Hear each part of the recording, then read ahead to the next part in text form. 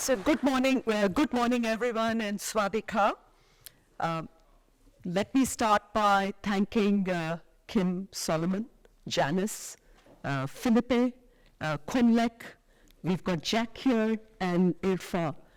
It's an absolute honor to be joining you today for this very inspiring week that you're going to be spending together, learning from each other, investing in experiential learning and networking. I'm sure this is going to be a life-changing moment, as Kim and Janice had pointed out.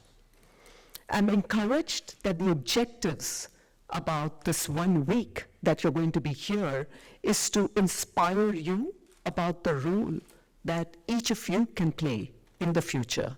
And as both Janice and Kim mentioned, as change makers, as emerging well leaders in the future. And I'm really looking forward to that. Young people like you are custodians of your respective countries and the world in many ways. And you are the ones that are responsible to help us accelerate the green transformation by lowering emission levels, investing in boosting social and economic inclusion while helping us progress the Sustainable Development Goals. I'm very impressed by the diversity that I see here today in this hall. Extremely impressive.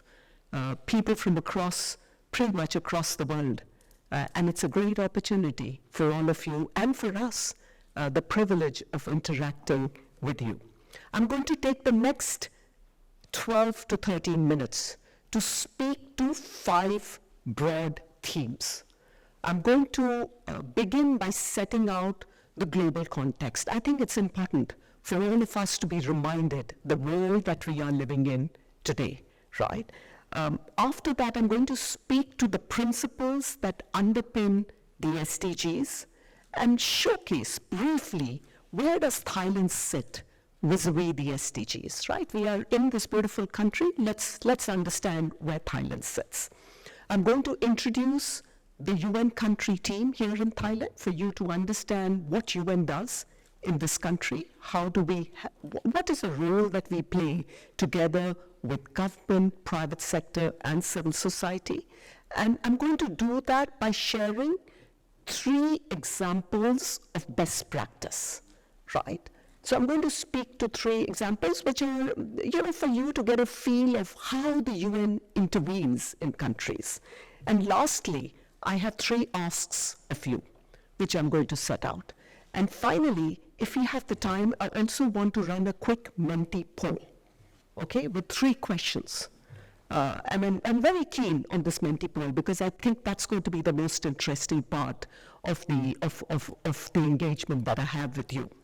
So let's start with the global context. As you know, the world is experiencing multiple global crises, which includes climate change, economic slowdown, combined with geopolitical tensions. All countries are affected, right? No one is spared. The least developed countries are even more impacted just because they're fiscally that much more stressed. And in many ways, as you all know, COVID-19 served as a tipping point of this crisis. This is resulting in higher food prices, which all of you experience, consumer goods going up, prices of consumer goods going up, fuel, fertilizers, right? Which impacts all of us here, all of you, including us. And that is why it is extremely essential to speed up the progress of SDG implementation, because it will help us accomplish positive outcomes for people, planet, and the economy, right? So it's these 3 things: the people, planet, and economy. So let's move on. SDGs, as you are aware, are a global footprint for dignity, peace, and prosperity for the people and planet, which has been committed to by 193 countries, what we call member states in the UN lingo, with the idea of being achieved by 2030. It is this sense of solidarity and unity of purpose that defines the SDGs. These 17 goals are integrated, interrelated, and interdependent, which means that achieving one goal will have positive impact on many others, and vice versa, right? It goes both ways. And all these goals are underpinned by principles of rights, justice, equality, and inclusion, right? So that's what underpins the SDGs. However, what we are learning at the UN is that there is no one-size-fits-all approach to progressing SDGs. What we've learned is that when we bring governments, civil society, young people like you, and businesses together, what we in UN language call a whole of government and whole of society approach, there are greater chances of advancing this SDGs. Now, in the next slide, this tells you what the picture looks for Thailand, right? You know, we are at the midpoint of the 2030 agenda. The SG, the Secretary General of the United Nations, recently released a report which showed that only 12% of the goals are on track to be met by countries globally. In Thailand, we've seen much more robust performance, and that's what's reflected on the slide up there. Roughly about 40+% of the goals are on track, right? And a third are off track, and roughly about 25% are regressing. That means they're moving in the wrong direction, right? And that is what we need to focus on.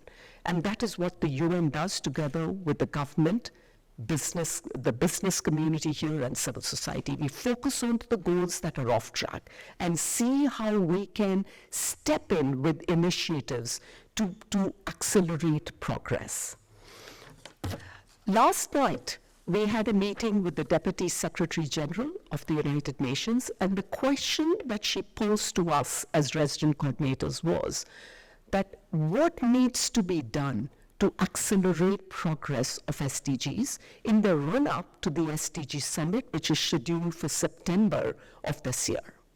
And there are three things that the UN is pitching at, right? It's talking of a high-level political declaration by heads of governments, by heads of states, to recommit to the Sustainable Development Goals. It's seeking ambitious national commitments from the 193 countries. It's also seeking governments to invest in high-impact initiatives. And what is high impact in your country will be different from the other country, right? So each country needs to figure out what is that high-impact initiative that will prove transformational, right? Is it energy?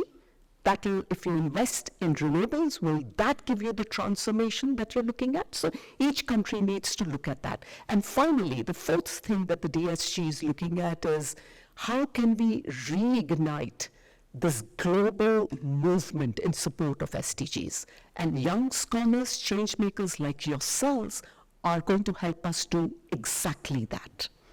So let's move on to the next slide. This sets out the 21 agencies that are part of the country team here in Thailand.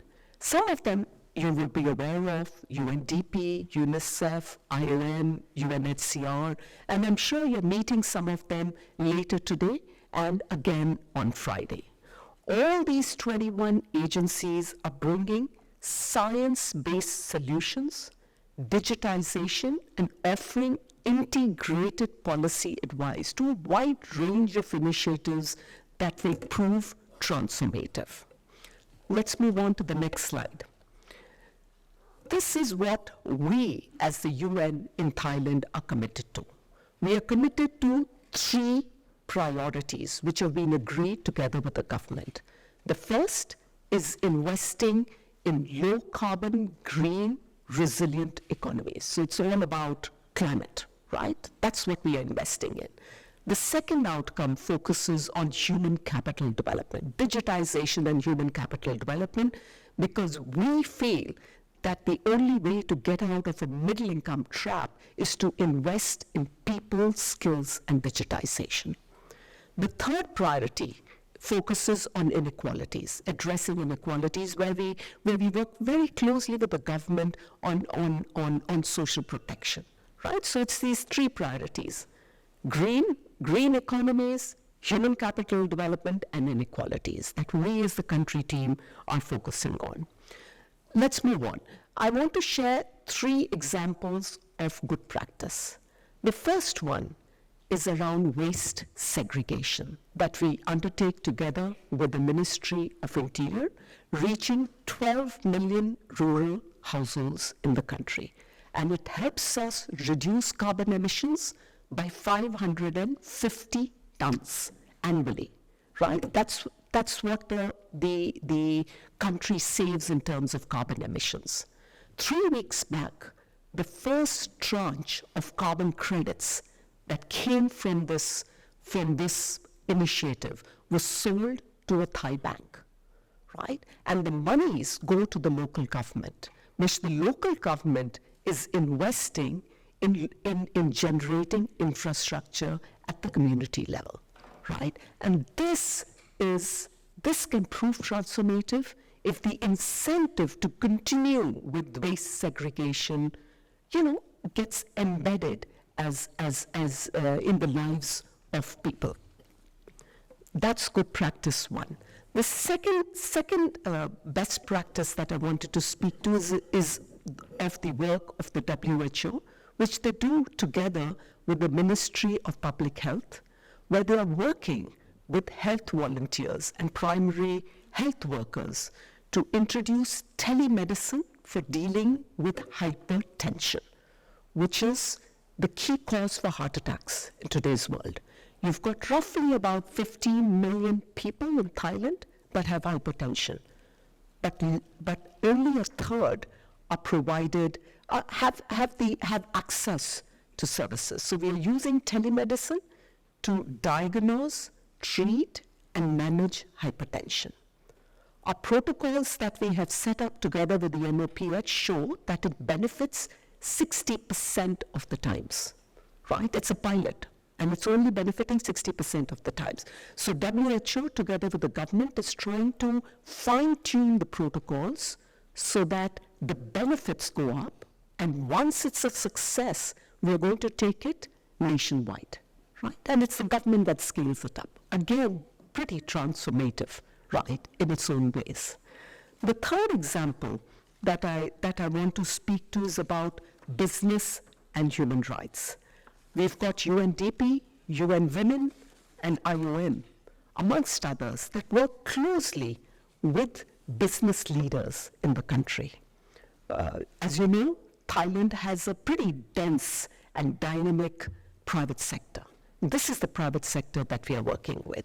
And we work with them to embed business and human rights due diligence as part of the National Action Plan for Business and Human Rights, right? So we work with private sector to address grievances of workers, ESG-related aspects, that's environment, social, and governance-related aspects, so reducing GHGs, putting in place mechanisms for well-being of workers, amongst others, right? So it's this whole dynamics of how you bring the private sector front and center into the dialogue on SDGs, and to me that is good practice, right? So this is about the 3 initiatives that I wanted to speak to just give you an idea of what the UN does here in Thailand. So let me move on, and I want to speak of how we engage with young people like yourselves. I've set up a youth panel, an SDG youth panel that advises me and advises the 21 heads of agencies. And each of these 12 people that we bring together, I consult with them very regularly, right? And each of these 12 people have unique interests coming from different parts of the country with different backgrounds, right? And this brainstorming with these young people has really helped us position the UN to be much more effective, right? And they have also brought us the soft power that young people bring, that enables us to enhance our outreach to other young people in the country.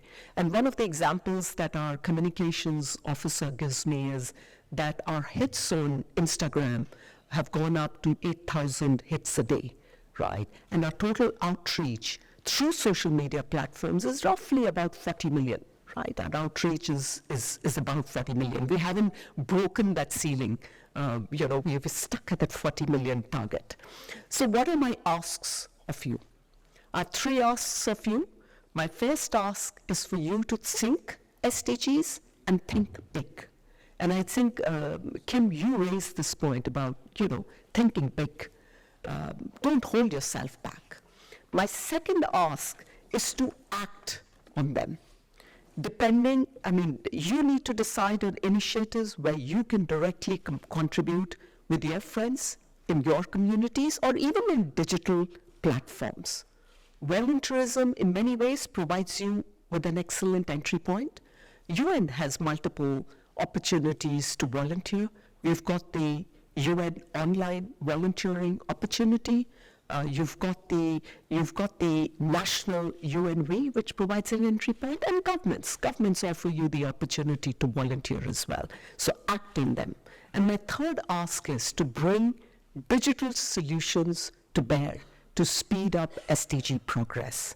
This, in many ways, is a win-win as you understand this space of the digital space much better than people like us, right? So our ask is, use your competitive advantage in helping us progress the Sustainable Development Goals.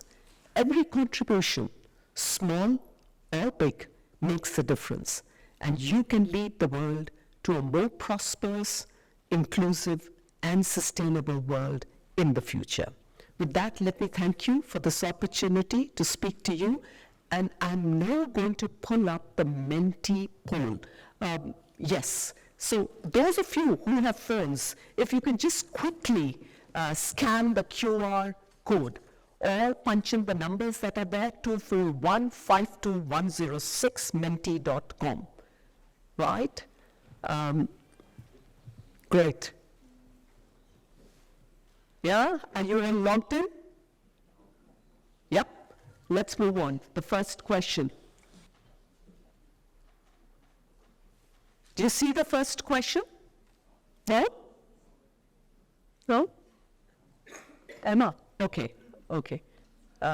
My team is saying go slow. Yes, ready?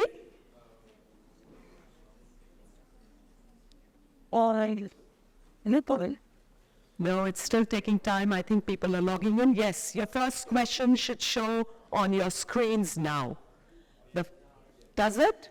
Yeah. Which SDG is the most important to you?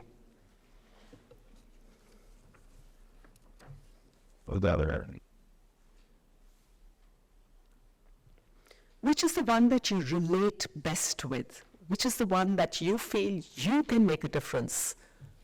Okay, education, quality education, well-being, climate action, gender equality. Interesting. It's about education, gender, and climate. Yeah, am I right? Fantastic. So it's SDG 3 and 4. And 5, gender equality.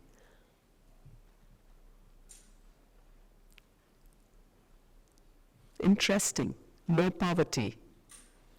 Good health. Very interesting. Very interesting. You know, when we were as the country team thinking about what we should focus on, it was very interesting. The same issues came up, right? It was about gender equality, quality education that were like predominant. Climate wasn't coming up too much. in our discussion. And I notice that climate doesn't come up too much in your prioritization as well, which is very interesting. Would anyone like to volunteer on why they chose a particular SDG? Yeah, go ahead. Speak up. You have to speak up. Yeah, oh, you've got the mic there. I want to speak about food hunger. Mm-hmm. So it's been so interesting that the food industry and how we produce food in the human history. This is the highest point in history that we can manufacture, we can mass produce food so much, but there are still people who doesn't get to eat, doesn't have a quality water, doesn't have food on their table. We have good quality food. We grow so much food around the globe. Even I grow up in Thailand here. We grow so much rice, even sometimes that the farmer doesn't get enough money for it because the price just goes so low. But there is still people who doesn't get to buy the rice because we don't directly buy the rice from the farmer. We buy it from the big industry who buy the rice from the farmer. There's the one who control the price, and farmer doesn't really get much money out of it, and people are getting hungry. So I think that this is kind of funny because, like, in human history, we have so much labor who works on food nowadays, but there's still food waste. There's still people hungry. I think it's not the case here. That I think people should be concerned about this. Thank you very much. Brilliant. Let's give him a... Hi, thanks for the opportunity. My name is Tiger. I'm from China. I represent the University of New South Wales, but my campus is in Canberra. So I chose the poverty reduction. I think this SDG is the most important ones because there's a dilemma between poverty, development, and also climate change. It's very hard to request the countries like Bangladesh, India, these countries, or Indonesia, these countries to ask them, push them to stay focused on climate change because most of the time there are large populations that couldn't access to basic material needs. So I think development should be put on the priority. Thanks. Yeah. Thank you. So poverty versus climate, that's the argument you're making. Addressing poverty first and climate in slightly slower time, right? Okay, anyone else? One last person. I'm looking at this row. Okay, why don't you go ahead? The lady there, yeah. We are going to come back with more. Just hang on. Go ahead. I want to say something about gender equality.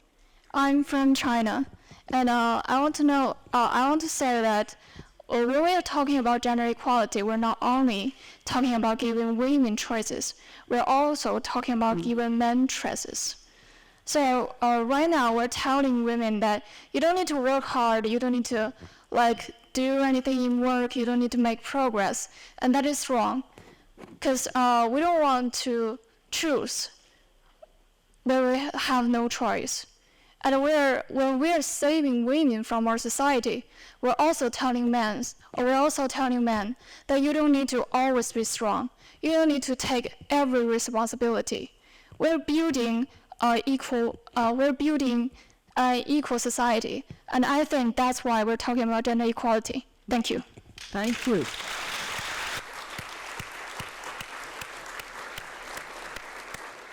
Great. So the message is about equal societies. Fantastic. Well put. Let's move on to the second question, and we'll again go around the room. Which SDG do you think are the easiest to reach? So the same one. Okay, the code. Emma, you need to give us the code. Sorry, the code is here? No?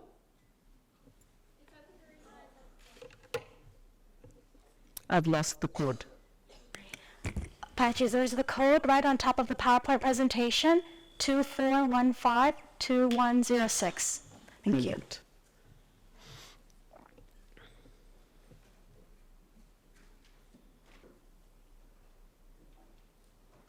I see responsible consumption and production coming up, partnerships for the goal coming up, which is new. Very interesting. It's all about the people-related goals, the first 6 goals that you people are prioritizing. Huh? Very interesting. Okay, as people keep adding, who wants to share their thought? Yeah, go ahead, ma'am. Hi, good morning. My name is Yuriana. I'm from Timor-Leste. So I always say that the most for us, for our country, is HDG 16, which is peace. You know, coming from the country that just a new country in 1999, you know, through the referendum. So we also, as a showcase for G7 Plus, we are showcase about peace. For us, it's like a peace is one of the easiest one to reach. HDC 16. Thank you. Brilliant. So it's all about sustainable peace. Fantastic.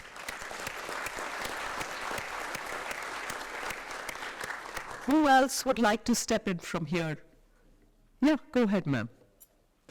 So my name is Sean, I'm from Australia, and I believe that reduced inequalities will probably be one of the hardest goals to reach, specifically economic inequality, because in my view, the easiest goals to reach will be the ones that can be started from the ground up by people like us. But the hardest goals to reach will be ones that can't be initiated from the people, ones that need to be led by governments, like economic inequality that is involving the distribution of wealth to poorer communities.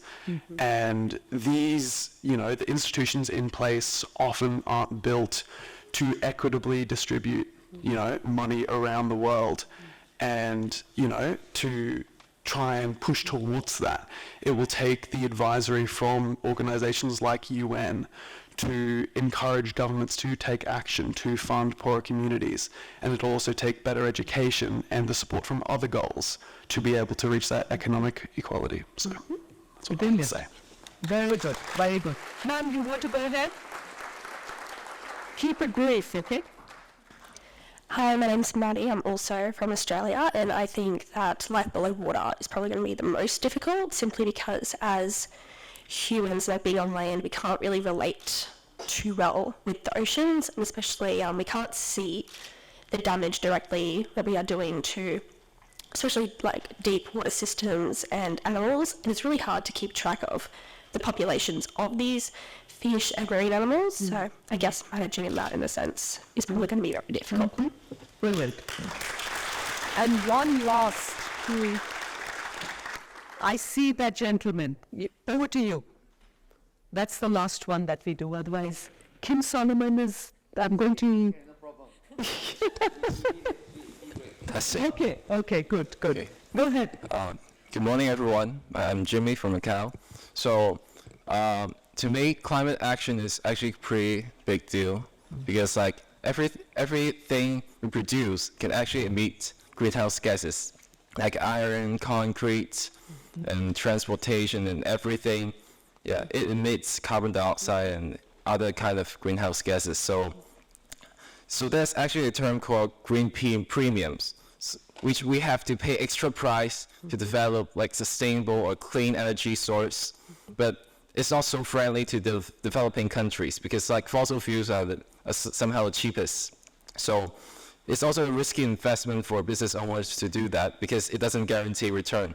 So it takes joint effort, from the aspects of government, business owner, and different stakeholders in society to actually deal with the problems. Yes, so that's what I think. Thank you. Very good. Yes. Excellent argument. Yeah. I saw one more hand from there. There was someone at the back behind you who wanted to speak. No? No? Okay. Let me go to the individual right there. Yes, gentle. Why don't you go ahead? And that's the last one that we take. period. Hi, so I'm Oscar from Hong Kong, and I do think that climate action is actually the hardest to reach because there is still some conspiracy about the climate change is still not real. It's created by those conglomerates who want to profit from us more. So I do think that although we have all of us have have completed so many climate actions, but there is still some people who don't believe in that. So I think this is the biggest difficulty for us. Thank you. Mm-hmm. Thank you.